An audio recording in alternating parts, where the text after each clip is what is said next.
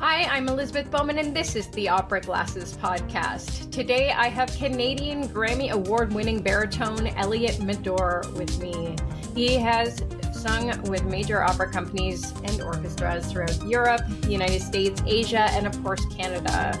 He's a very interesting artist. He started very young, and he is sustaining a wonderful career for himself. He is also the cover artist for the current winter edition of Opera Canada magazine, which is on newsstands now. Anyway, excited to have Elliot here today. Let's get to it. Elliot, welcome to the Opera Glasses podcast. Thanks so much for being here.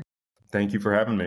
So where are we talking to you from? I am in Boston right now from my hotel room. I'm looking out the window at Fenway Park, and we're in rehearsals for Matthew Aucoin's Eurydice. I'm performing the role of Orpheus, and we're going to be opening in about a week's time. How long have you been working on that role? Have you performed it before? Or, I mean, it had its world premiere very recently. Yeah, so it had its world premiere in LA, and they recently did it at the Met. And Matt wanted to do a chamber version of this opera. And so Boston Lyric Opera commissioned this chamber version, which is a lot more intimate because Matt really wanted to explore a much more closely knit piece, I guess you could say. The version that he's produced is quite beautiful. And we've been working on this now. We've been in rehearsals for 3 weeks now. And I've been working on this piece for, I would say, about 3 months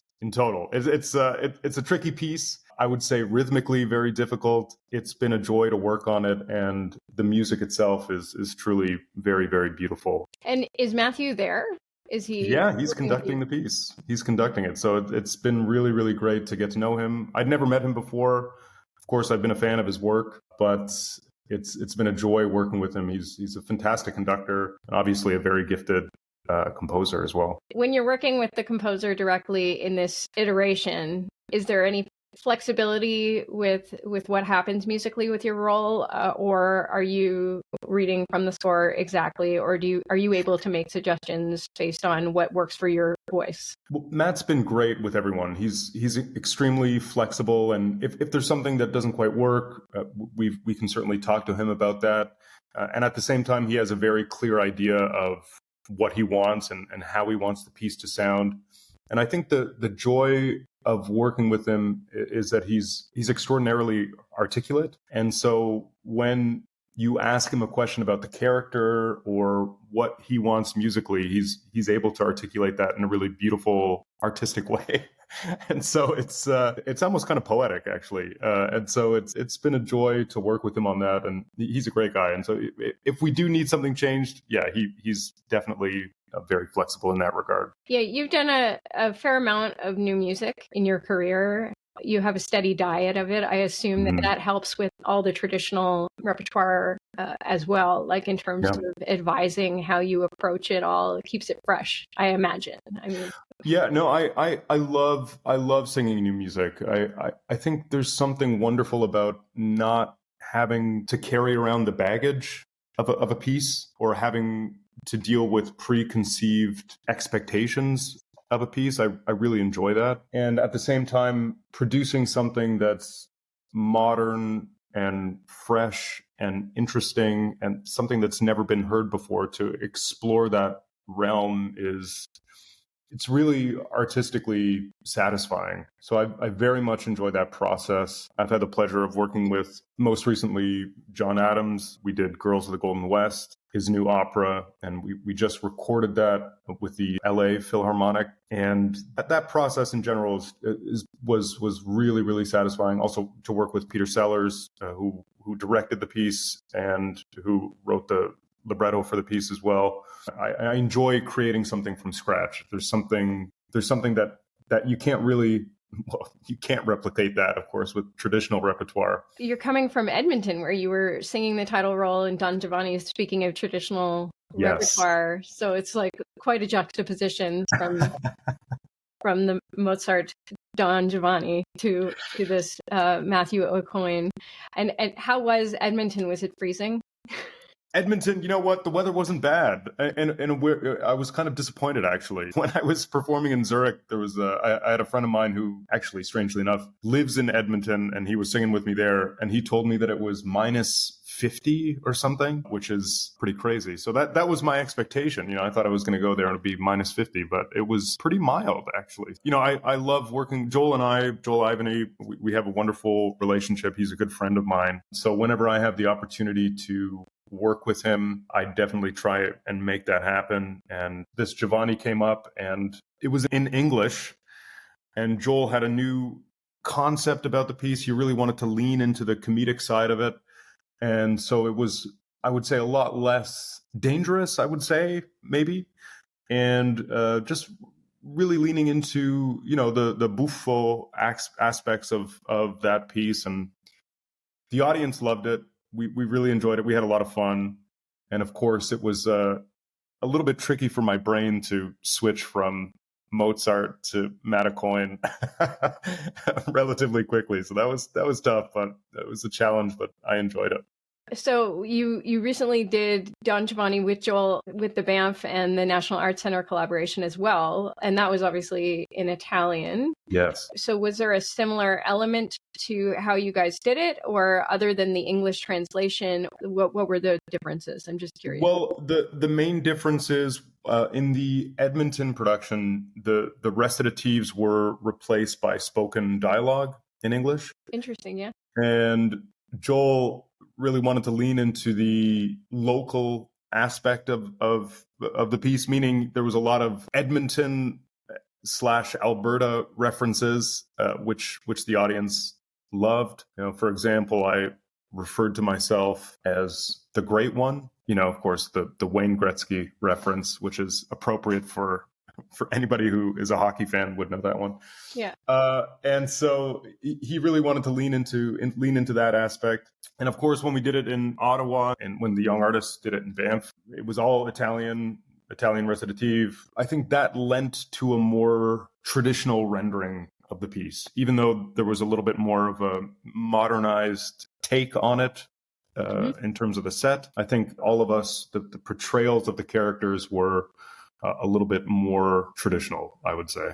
Joel is doing really great things for opera right now, and his attention to his audience who is coming, who could possibly come to the opera, is visible in the projects that he is executing. So I'm grateful to him from the industry standpoint for all the work that he's been doing. I mean, the audience enjoyment of Don Giovanni in that way is just a wonderful thing.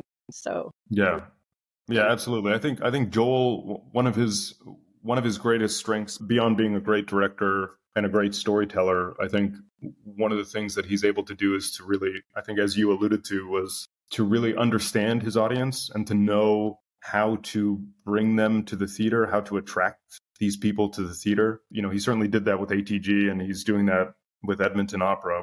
When we were there, it was pretty much sold out for both performances, which was amazing because the theater in Edmonton is quite large. So to have that be completely packed was really, really special. And Joel certainly knows how to do that. That's good news, because that's not necessarily the overarching narrative for our business right now. So that's really wonderful. I want to talk to you on a Joel Ivany related note about identity, because I mentioned it in my editor's letter as a project that I admired. And I understand that it's potentially being expanded upon artistically. And I just wanted to touch on that in our conversation today. So can you tell me a bit about how that project came to life and where it's going now? I guess I could start with just a little bit of background on myself that may help to bring a little bit of context to the piece. So I'm biracial. My father is Black. My mother is white. I've never met my father. And so I had always, from a young age, struggled with my identity, with knowing how to identify and where to identify. And so it was a little bit of a void that I had to navigate as a child and as a teenager. And I had posted a social media post whereby I basically said, that I wanted to identify as being Black. I felt that was really important because it was a part of myself that I wasn't able to express previously. And so the ability to do that was freeing for me. And it was a very, very beautiful experience for me. And I received a lot of wonderful support. And part of that support, of course, came from Joel Ivany. And he said, that was a really brave post. And I was wondering if you might be interested in turning this into a musical project. And so we started along that journey. And another good friend of mine, Dinuk Wijeratne, a wonderful composer, I had suggested him to Joel, and Dinuk came aboard and started composing a song cycle built around this idea of identity. And we also found a wonderful librettist, Shauntay Grant. She is a wonderful poet. She's also a children's book author. She writes very, very beautiful poetry. And so we started along this journey, many Zoom sessions chatting about how we might get this done. And we most recently completed a film about this, whereby we had 5 songs, and I talked about my childhood, and that was a very, very satisfying piece. And we're in the process of creating another 5 songs, and we're hoping to have that completed soon. And when that's done, we're going to have what will effectively be a 60-minute live performance, hopefully soon, either in the fall or next spring. I think that this piece was really written for everybody, to have everybody in mind. Everybody struggles with identity in a certain way, whether that be gender identification, whether that be sexual identity, whether that be racial identity. We all struggle to know ourselves. And really, this piece is about the journey of somebody trying to find who they are, and really ultimately making the choice and saying, this is who I am, and this is who I want to be, and being firm about that.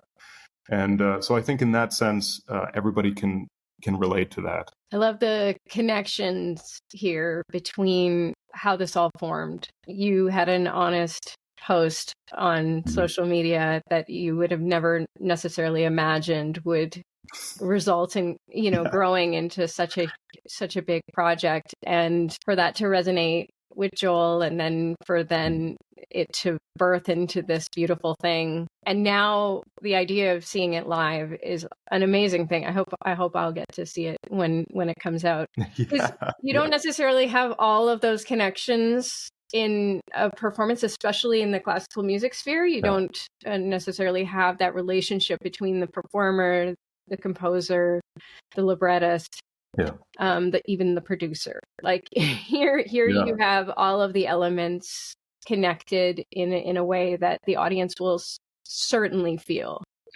Yeah, exactly. Yeah, that's a really, really good point. And this project has been so insular. We've really been able to just build this from the ground up with everybody. Yeah, I didn't think about it that way, but that's really, really true. And so to be able to do that has allowed a great deal of artistic freedom and a great deal of transparency between all of us. And I think it's led to some really, really beautiful moments. And so, yeah, that's a really, really good observation. Yeah. That's what I'm here for.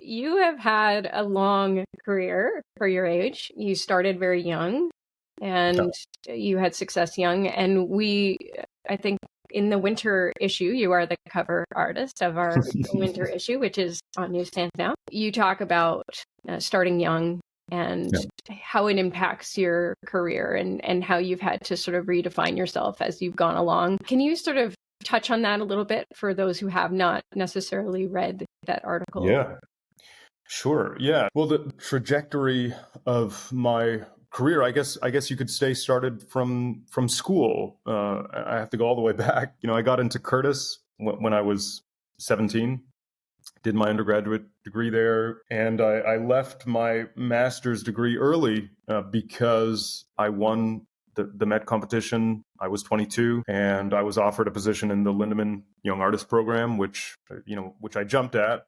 I was a very competitive kid, and I wanted to get things done as quickly as possible, which served me really, really well at the time. I left the Linneman program early. I had a fest contract with the Zurich Opera House.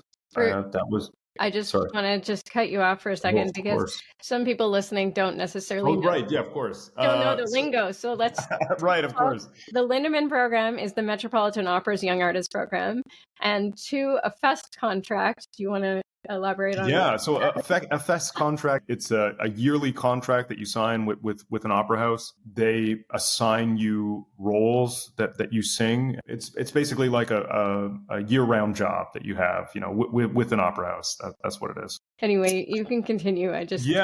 So I signed a fest contract, and I started in Zurich when I was 25. And as you might imagine, that was a very big move for me to go all by yourself to Zurich and to live in Europe for the first time on your own. It was a big change, and I had the responsibility of singing, very important roles with that opera house, and so that was a very, very heavy burden for me to carry, and I had to learn a lot about myself at a very young age, and I had to learn a lot about resiliency. And I had to, that was also the first time that I was out without my wonderful voice teacher, Marlena Malice. She wasn't around to help me out if I had any issues. I was sort of on my own there, so I had to, I had to really teach myself in a lot of ways. I had to learn how to produce an operatic sound that made sense and that was healthy and repeatable. And it was quite the journey at a young age. And I'm certainly grateful for it. I learned a lot. I'm grateful that I started young, but I won't lie, it was quite difficult. And how did you keep things fresh or keep the trajectory going upward? How did you work on that, or did you consciously work on that? I worked very hard. I worked very, very hard. That's how I kept it going. Really, there's no secret other than hard work. I practiced a lot, not just on my vocal technique, but I worked on my body. I exercised. I worked musically. I tried to cultivate myself artistically. I read a lot. I went to art museums. I tried to be a well-rounded person.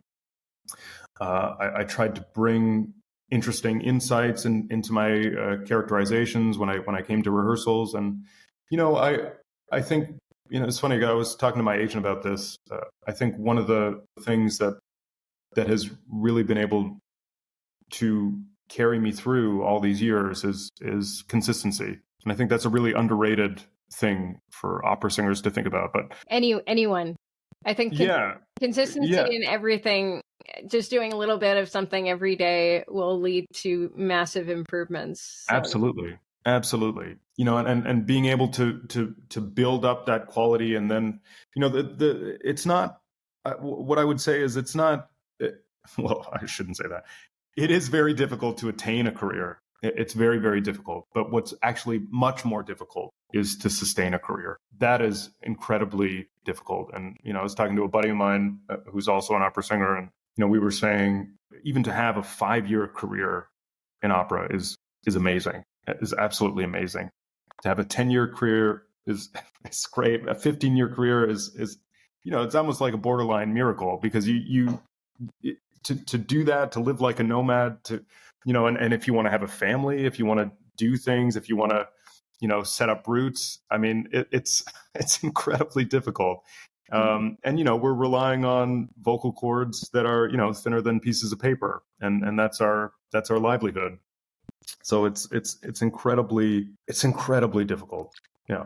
Can I ask, do you have something in your routine that like you would define as incredibly important to your everyday health? Like you mentioned exercise and all these things. Do you do something in particular? Do you meditate, or do you have something that helps you stay centered? I walk a lot. That might not seem very interesting. I like to go on very, very long walks when I can. And without any electronics, without headphones or anything like that, but just going on a very long walk and just being in my thoughts. And I always come away from those walks with new ideas or new thoughts or things that I can try and integrate into my practice routine, or so that's been something that has really helped me, I think. I think walking is the most underrated exercise ever. I like walking. Yeah. I love walking. And I just think I'm a runner, and but before I was a runner, I was a walker, and I still walk quite a lot. But when I was doing a lot of walking, I thought, why do people not even regard walking as exercise? It is definitely exercise, and it's really good for you. Especially if you're putting in the miles. Yeah, absolutely. Everyone, I hope people are walking while they listen to this. I just wanted to circle back because there was just one other thing that I wanted to mention. We talked a lot about consistency and trying to retain that to sustain your career. And I think the other thing that has helped me as well is to have the mindset that every single rehearsal that I go to, every single time that I have a coaching or anything like that, I always treat it like it's a performance. And I think that's been also something that has helped me a great deal. Not only does that mindset prepare you for the actual performances, but I think it sort of fortifies your mind and your body as well. And so when you go in with that mindset, I think that has really helped sustain me as well. I think that's a great mindset, because also you never know who's listening. Oh, yeah. You never know who's in the building at that moment, and people pop in to listen to rehearsals or even coachings. You just, they Absolutely. might just be there, or they might be walking by while it's happening, and you just never know who's listening. Something that reminds me of is my husband, Benjamin Bowman, who's concertmaster of the Metropolitan Opera. He also went to Curtis, but he did. Sorry, that just popped into my mind. But this doesn't relate to that. But he did a lot of busking when he was a young guy. Mm-hmm. And after Curtis, he didn't do the audition tour that everyone does. He moved back to Toronto, and he was busking at the St. Lawrence Market. And that's where he was discovered by Richard Bradshaw, who was the general director of the Canadian Opera Company.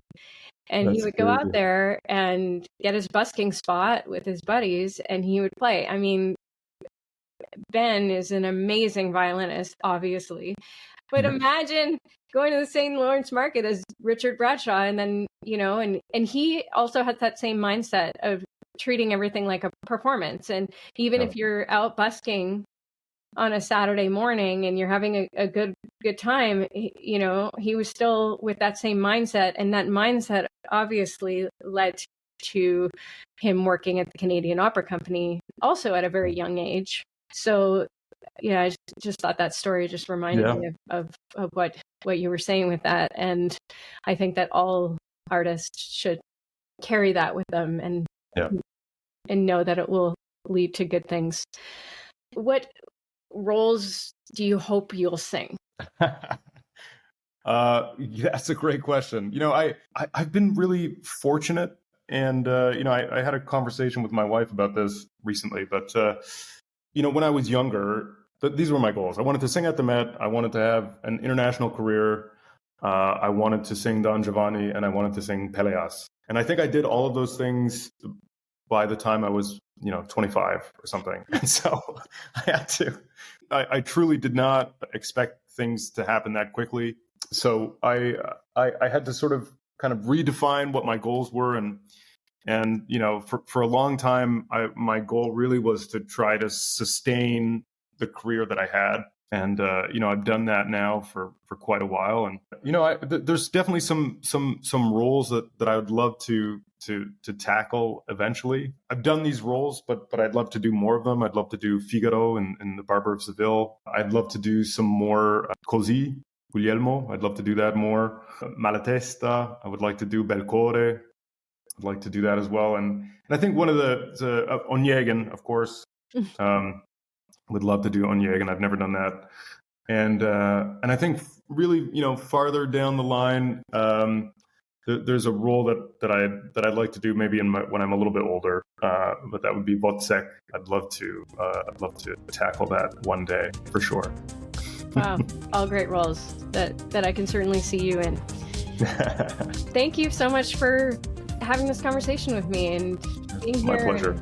I hope that the Boston Lyric performances go well. I guess you're opening March 1st? March 1st. Yeah, March 1st is the first performance. Looking forward to it.